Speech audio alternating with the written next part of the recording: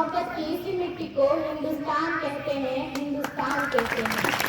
जो दुनिया में सुनाई दे उसे कहते हैं खामोशी, जो आंखों में दिखाई दे उसे तूफान कहते हैं। जो इस दीवार का सुराग है साहब, जो इस दीवार का सुराग है, चाइना, अमेरिका, पाकिस्तान साजिशों का हिस्सा है, मगर हम इसे अपने घर का रोशनदान कहते हैं, रोशनदान कहते हैं।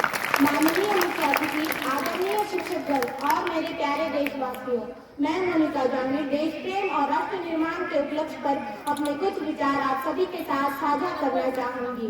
आजादी, आजादी का असली मतलब वही समझ सकता है जिसने कभी गुलामी की हो, और हम सौभाग्यशाली हैं कि हमने स्वतंत्र भारत में जन्म लिया। यूं तो आजादी की लौ 1857 में ही जल चुकी थी, जो वर्षाल बनकर 1947 में पूरे भारत देश को आजादी दी गई। प्राचीन, मध्यकालीन और वर्तमान भारत के उदाहरणों से मैं स्पष्ट करना चाहूंगी कि जब हम फिरंगियों के फेरे में फंस गए थे तो उनके बसंती चोला के एक आवाज पर टोलों के टोले उमड़ाते थे।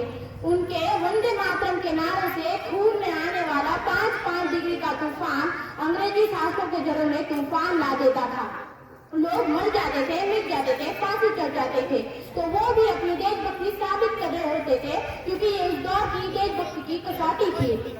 उसके बाद 62, 65 और 71 के युद्धों में अपना सुहाग गंवाने वाली औरत जब घर के हालात ये हो जाया करते थे कि प्यार भी भरपूर गया, माँ का सिंदूर गया, बाप की कमाई गई, भाई की पढ़ाई गई, ऐसा एक विस्फोट हुआ, पता ही चला नहीं, कई जिस्म की तो कई बोटियां ही चली गई, कई बोटियां ही चली गई। और आपके लिए तो एक इंसान गया है साहब, किंतु मेरे घर की तो रोटियां ही चली गई, रोटियां ही चली गई वाले हालात पैदा हो जाने के बावजूद भी एक माँ अपने बेटे को सरहद पर दुश्मनों की धज्जियां उड़ाने के लिए भेज देती थी और पत्र लिखाकर भेजा करती थी कि माँ ने पत्र लिखा है बड़े ही चाव से, पुत्र मेरे ना घबरा जाना, 1 इंच भी पीछे ना हटना, चाहे इंच कट जाना, चाहे इंच कट जाना। इसी तरह पूरा परिवार अपनी देशभक्ति साबित कर रहा होता था।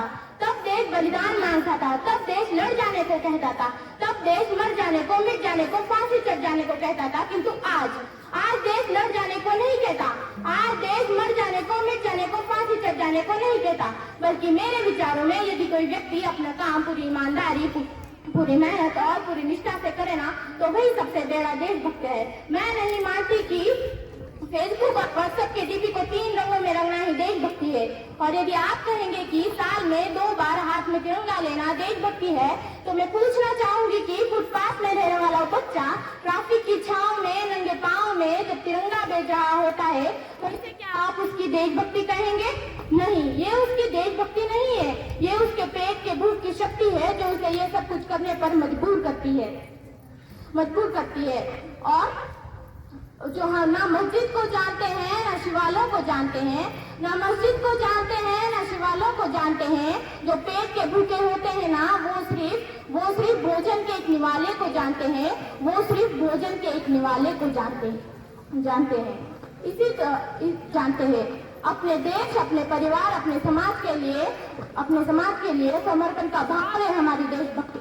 हर देशद्रोही के जीवन में आसान है हमारी देशभक्ति, ताकि हर देशद्रोही ये समझ सके कि अगर तू परिंदा है तो यह आसमान तेरा है, अगर तू दरिंदा है तो ये शमशान तेरा है। भाईचारे से रहना है तो रहे इस जमीन पर, वरना तो ये कब्र भी तेरी है और यही कब्रिस्तान तेरा है, और यही कब्रिस्तान तेरा है। लेकिन एक देशद्रोही से ज्यादा एक देशभक्ति तब बात होती है जब एक बेटा अपने बूढ़े माँ बाप को वृद्धाश्रम की चौखट पर छोड़ आता है। करना उठती है वो देशभक्ति जब मुसीबत में फंसे लोगों की जान बचाने से ज्यादा हम सेल्फी लेकर अपने लाइफ बढ़ाने में लगे रहते हैं।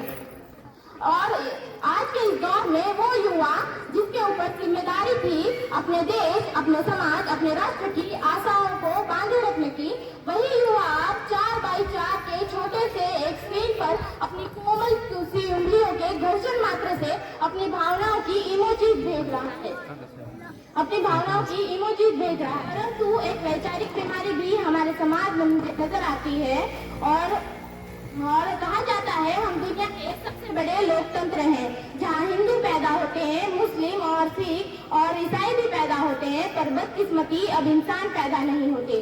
क्यों? और मेरे विचारों में ना हिंदू की जरूरत है, ना मुसलमान मुसलमान की जरूरत है और राष्ट्र निर्माण के लिए केवल अच्छे इंसान की जरूरत है, केवल अच्छे इंसान की जरूरत है।